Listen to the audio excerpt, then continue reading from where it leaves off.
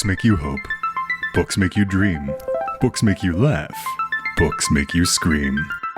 This is the Books That Make You show, discussing books with authors and experts, unraveling the inner pages of all the books that help make us who we are. Hosted by Desiree Duffy. Howdy, partners! It is time to gather around the radio, my little doggies. Welcome! This is the Books That Make You show, and I'm Desiree Duffy. Today, we're talking about books that make you go back in time to the weird Wild West. Now, who doesn't like a twisted tale? One that weaves in myths and magic and ancient lore against the backdrop of the Old West. I've got you hooked, don't I? How about if the tale is a short story? A nice, digestible read that you can finish on a bus ride or while sitting on the porch before dusk or just before you go to bed. I love short stories. And the more twisted they are, well, the better. Naomi Brett Rourke has been described as a Twilight Zone-style writer. Irony, morality, and creepiness, that all factors in. Her short story, Coyote, is the recipient of the Best Short Story Award from the Book Publicists of Southern California. It is featured in the anthology Straight Outta Tombstone. Plus, Naomi has been featured in so many other anthologies and magazines, journals, online publications. Trust me, this woman is all over the place. She also has a forthcoming novel in the works, plus so much other fun stuff. Naomi is a teacher, she's a theater director, and she survived a stroke many years ago. She is an inspiration to all of us, and I am so honored to have her here on the show. Naomi, thank you for being here. Thank you for having me, Desiree. What a nice introduction. Thank you.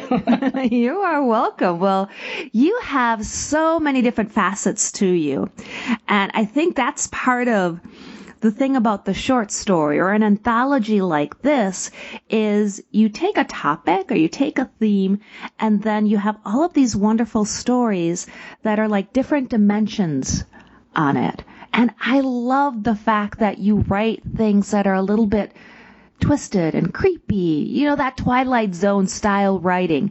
Let's talk about that. What is it about this style of writing that appeals to you? Well, of course, I watched The Twilight Zone and Chiller and Thriller and all those things when I was younger. That whole what if question has always appealed to me. And I think that, you know, we can look at stories that are kind of normal, everyday stories. That's fine, and some of them are fabulous. I like to put a little twist in mine. What if this happens? What if the unexpected happens? One of the things about, horror in general or speculative novels is that it allows you to experience all this stuff without the danger. And much like the old Greek tragedy, this whole idea of experiencing it without the danger is something that human beings love to do. Why do we like to be scared by clowns or werewolves or something? Because we can watch it or read it or play a game with it, but we're still safe in our own homes and there's no danger. So I kind of like doing that to people. I kind of like giving them that little jump scare just to wake them up. Ooh, I love that. I love that. And you mentioned Greek mythology, and I know Coyote is based on Apache lore. And as an educator and somebody who also studies and teaches Native American folklore, let's talk about that, because I think it's interesting that whether it's Native American, Greek, Roman, Sumerian. I mean, there's so many different cultures that all have myths and lore, and yet they all tend to have that moral aspect to them. They're often cautionary tales. Let's talk about that. Yeah, absolutely. And fairy tales, those too. But the mythology, they were originally, tales so that you would know how to behave in your culture. And the Jicarilla Apache tale I use for Coyote is just that, don't be greedy. Coyote is greedy. He wants what's in the bag. Well, he's not supposed to be greedy. He's supposed to share. He's supposed to do all these things. And that was a very, very good lesson for people who, worked on that kind of an idea. The Native Americans at that time that I'm writing about were very much tribal based, and everything was about the tribe. It wasn't individual. That's probably one of the problems that we had in the Old West, because the people who developed and lived in America early on were all individuals. The ones who went west, we are individuals. We have to go and, do that. Well, they came across the Native Americans there, and there was a tribal culture. You worked for the tribe. You don't work for yourself or something greedy. You worked for the tribe. And I think that was one of the problems that we had. So it's very interesting to see the different types of fairy tales and mythologies that different cultures have. Yeah, Native Americans, for the most part, they didn't have that concept of owning land even. That was one of the reasons why it was so relatively easy for them to sell the land. They didn't understand that concept of I own it and now you can't be on it. Well, they didn't have fences. You went out, you plucked the berries off a tree, you shot whatever animal that you were going to have for dinner. And, they didn't have parceled out pieces of land for everyone. So that was very off-putting when the Europeans came in and said, oh, we want, this is my land, not yours. Well, wrong. So that's the sad part about our history there. But you're right. It's just that clash of culture, and a lot of the Native American stories are right there about that. Now, in the anthology Straight Outta Tombstone, you're joined by a plethora of other writers as well.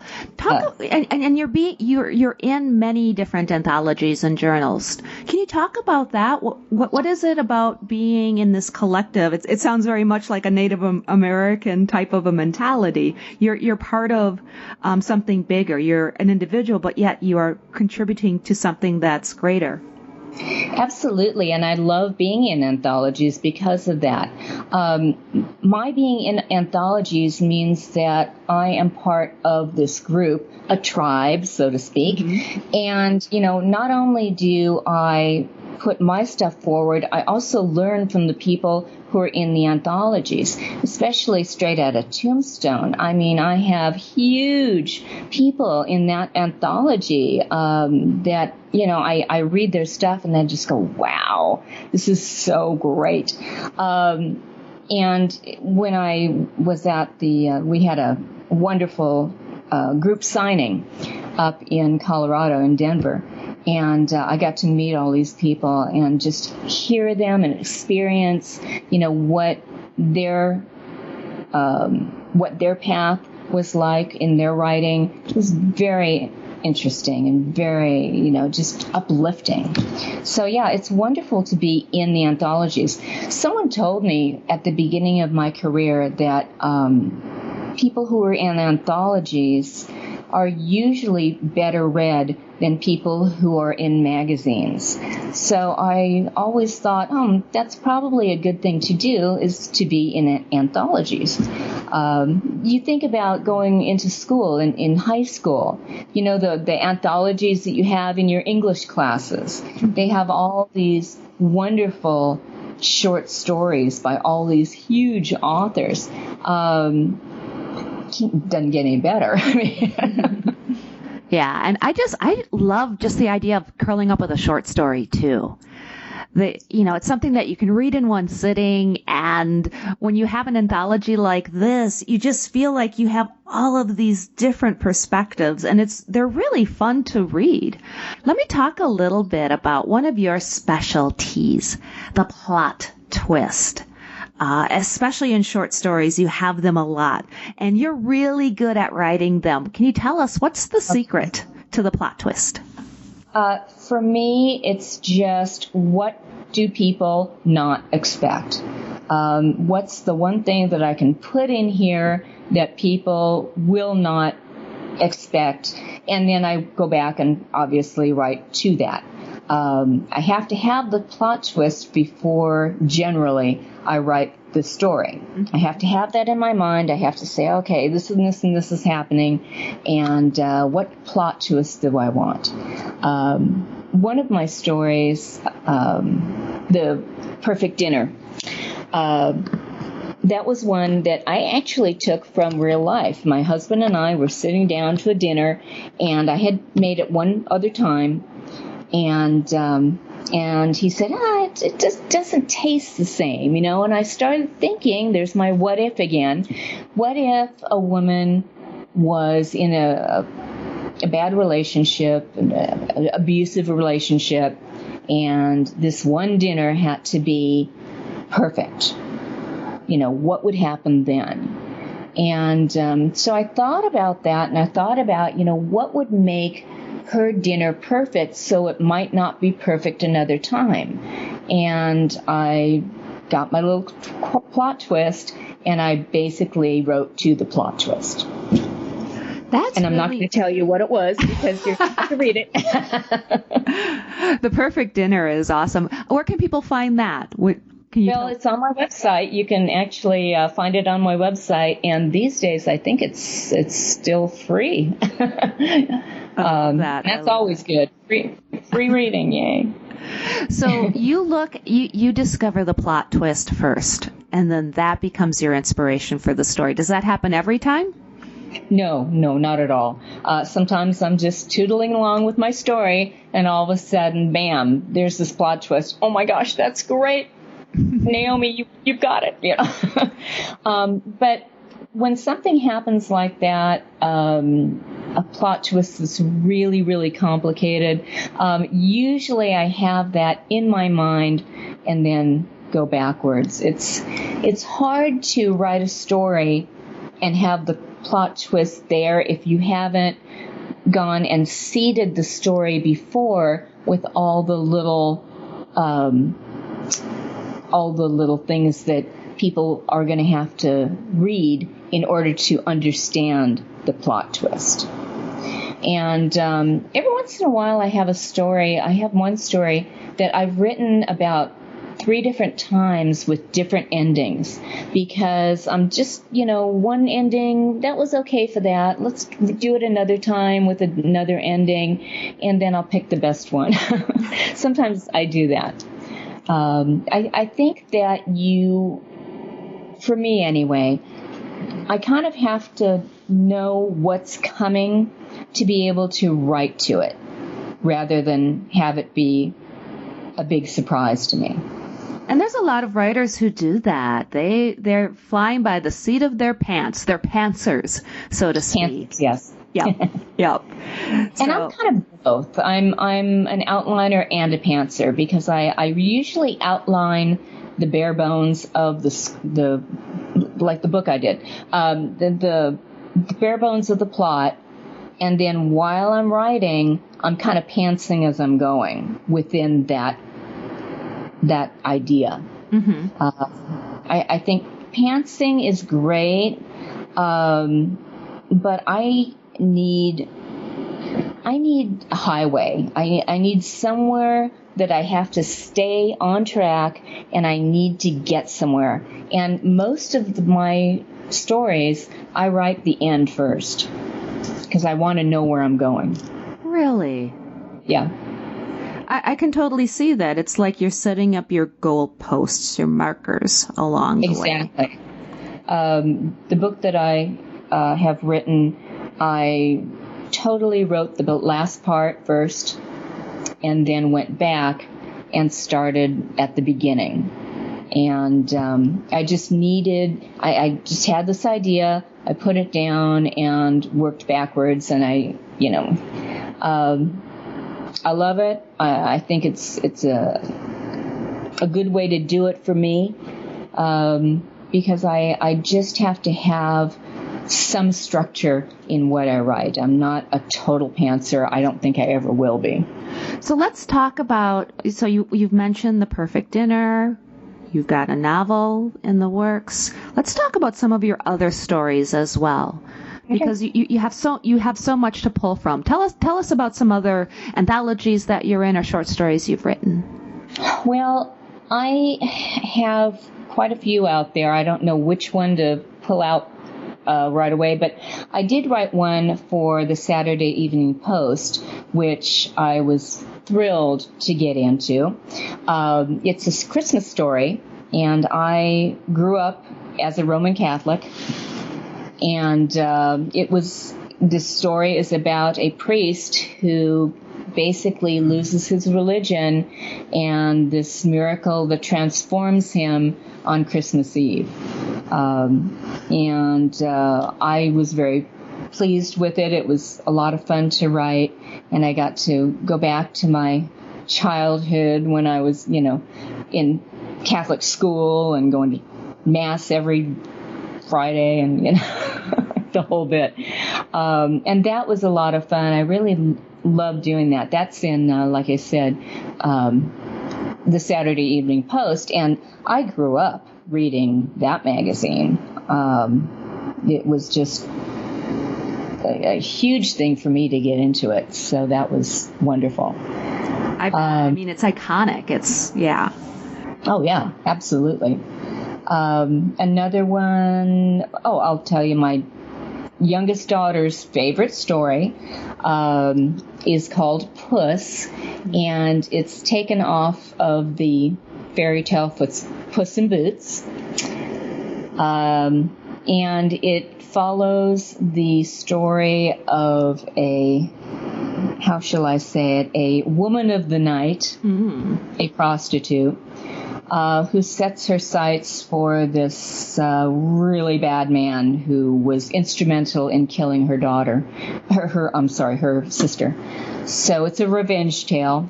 And I don't know why exactly my daughter likes this revenge tale so much, but I don't know.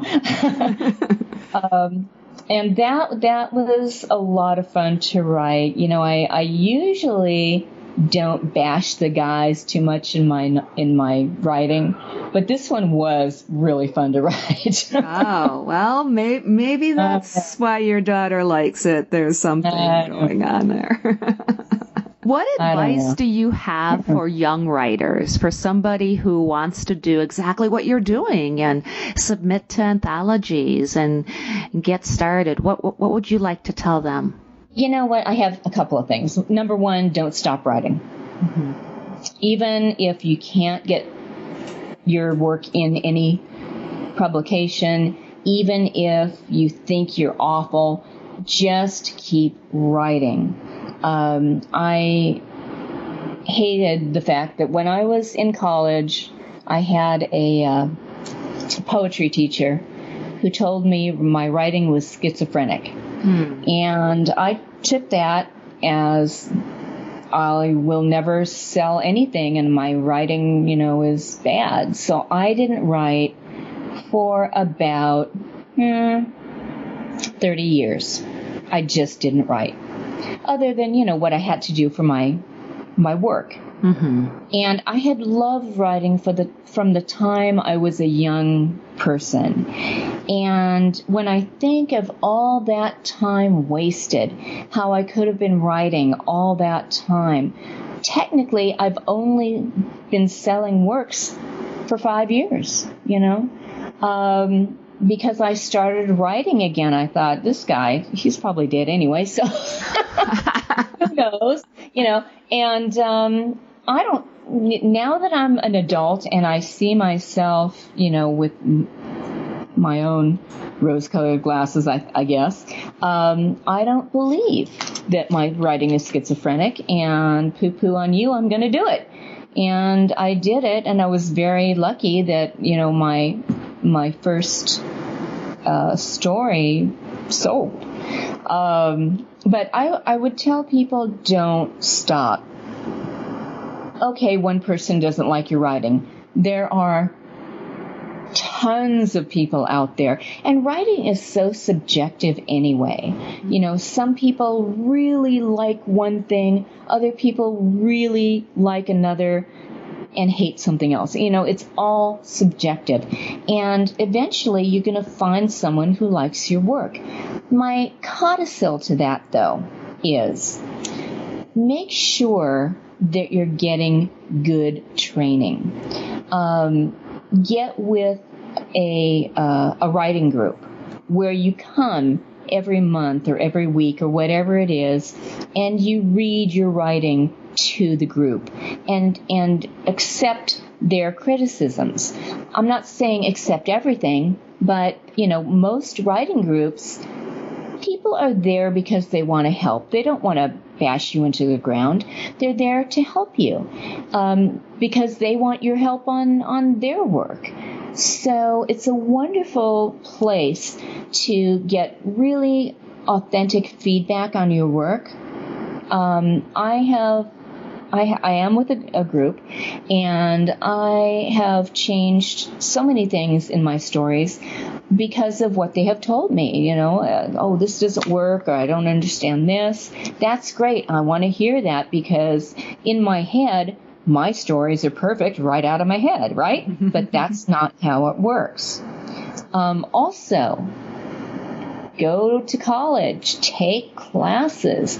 You don't have to be, a PhD in literature or anything like that, but there are tons of really, really fine writing workshops and classes that you can do.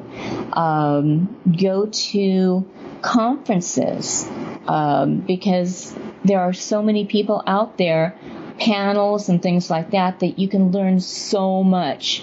And you can learn so much about the business of writing. I think to myself so often, if I had known when I put my first story out there that sometimes it takes 2 years to get something published, I probably wouldn't have done it. But, when I first put my story out there, it was accepted almost immediately. And I thought, oh, this is great. Well, the plain fact about it is that's really not how the business works. It takes a lot longer than that, especially with books, with novels. And you have to be patient. And one thing one person told me, and I have not done this myself, but it rings true for me. One guy in one of my conferences was saying that he had all these stories that he had written and sent out, and he's never been published. And I think it was an editor asked him, well, how often do you go back and edit your work? And he said, I don't. When something doesn't sell, I just go on to the next thing. And she or he, I really don't remember who it was, but he or she said, well, if you got that same story and edited it and sent it out again, you have a much better chance of selling it rather than making the same mistakes for 200 stories. You're going to make the same mistakes for one story or 5 stories a couple of times, but then you're going to learn. And you're going to learn what is a good story and what's a bad story. And you will sell far more stories. Mm-hmm. And to me, that is golden. I mean, I tell my kids in school all the time, don't just hand me your first draft. That's not your best work. You have to go back and you have to work at it. Edgar Allan Poe, he was famous for writing stories 26 times, making little bitty, changes, one word, a phrase. But, now he's Edgar Allan Poe, You are so right. And the editor, beta readers, the writing groups, everything that you talked about are so critical. I think there's a misconception just in general that people think that writing is a solitary process. And absolutely, you're going to sit in your cabin in the woods and you're going to write your masterpiece. But if you don't have a good editor, or actually even editors, or somebody that you can bounce some of those stories off of, you are setting yourself up for, I don't want to say failure, but there are so many writers out there who are working together, working with editors, and they're going to be just leaps and bounds ahead of you. Absolutely. When you talk about being in a cabin somewhere doing your thing, that's only the first step. You have to do that, and you have to finish it. That's another thing. How many people have ever said, oh, I have my book, but I haven't finished it? Well, you have to finish the book. But that's only the first step. And yeah, I have a beta reader who is wonderful. I send my stuff to him. He sends it back to me, and it's like, oh my gosh, that's brilliant. But then I have another editor, that I send stuff to. And every single one of them points out a flaw or, something. I'm an English teacher, and even I, on my first drafts, will go back over them and say, oh my gosh, who wrote this? It couldn't have been me, because I know better. Uh-huh. But we are all like that. We have kind of blinders on as to our own writing, and we write something and we think it's perfect, but something about our little brains just tells us it's perfect. If you give it to someone else, they will find things and, misspellings or grammar errors or whatever.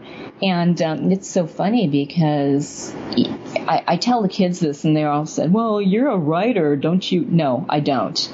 I have tons of people to help me. Mm-hmm. Tons. And I like that, You have to be a collaborator. Later on, when you sell your first book, someone else is going to do the cover. Someone else is going to do, there's so much that goes into selling and producing a book that, you have to be a good collaborator with a vast number of people. And really quick, I want to touch on the fact that you essentially had to relearn language to a large degree because you had a stroke.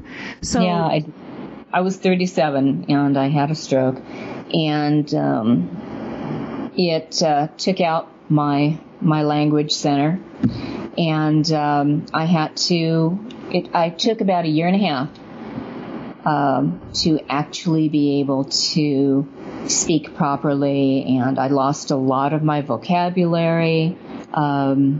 I lost all my Spanish practically, and it was tough. You haven't lived until you've had to walk into a store and have your 5-year-old counting out pennies for you because you can't put it all together. It was awful. Mm. But one of the things that I think, not that I would ever wish a stroke on anyone. It's a horrible thing. We need to find better ways to prevent them in the first place.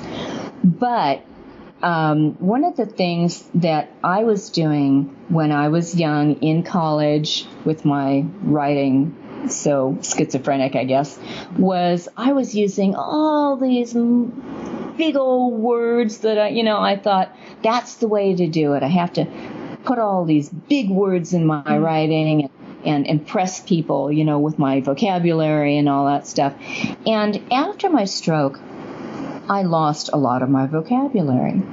And when I started writing, my writing was so much more straightforward, authentic. I was trying to be Edgar Allan Poe when I was little. There is no one else like Edgar Allan Poe. That's him.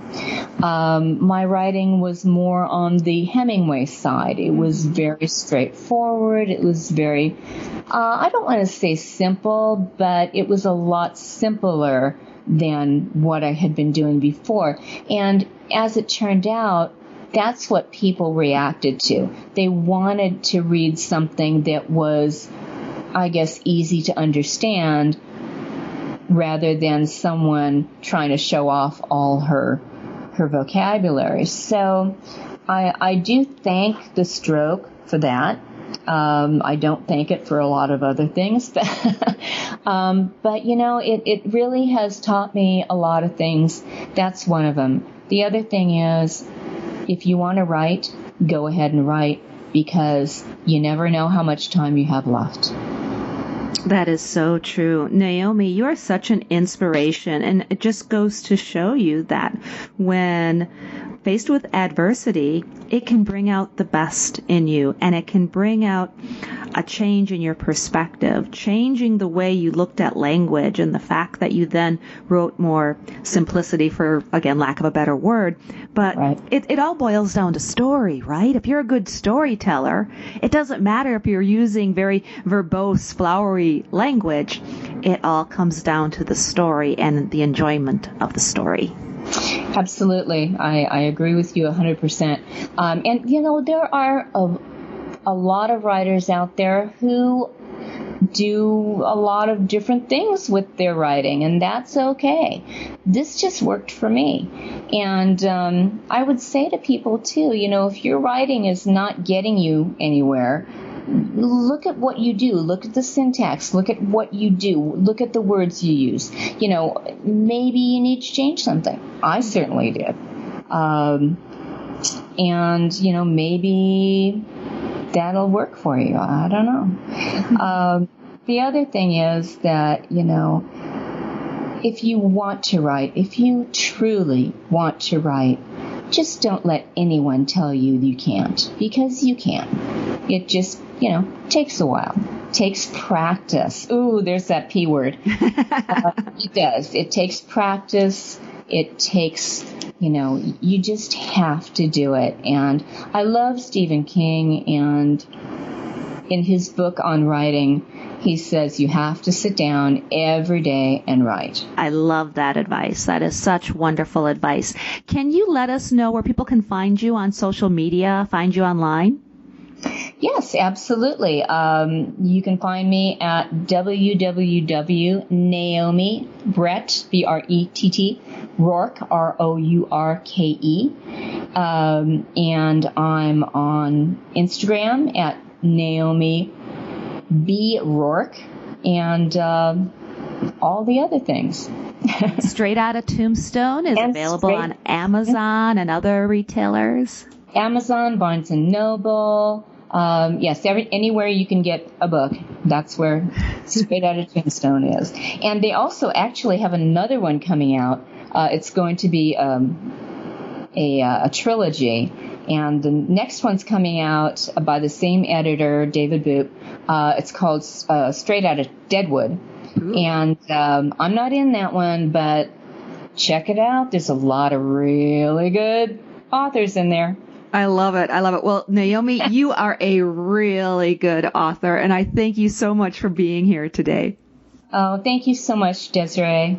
You bet. You bet. Once again, everyone, my name is Desiree Duffy, and thank you for being with us on Books That Make You. You can find us on booksthatmakeyou.com. That's the website. We're also on Facebook and Instagram. You can sign up for our newsletter, too. Get lots of bookish fun delivered straight into your inbox. We're always doing contests and other fun things. Until next time, all of my friends, please enjoy all of the books that make you exactly who you are. The executive producer for Books That Make You is Desiree Duffy. Produced and sound mastered by Phil Giangrande. Engineering by Dave Nabox. Social media and promotion by Bree Sweeter. For more, visit booksthatmakeyou.com.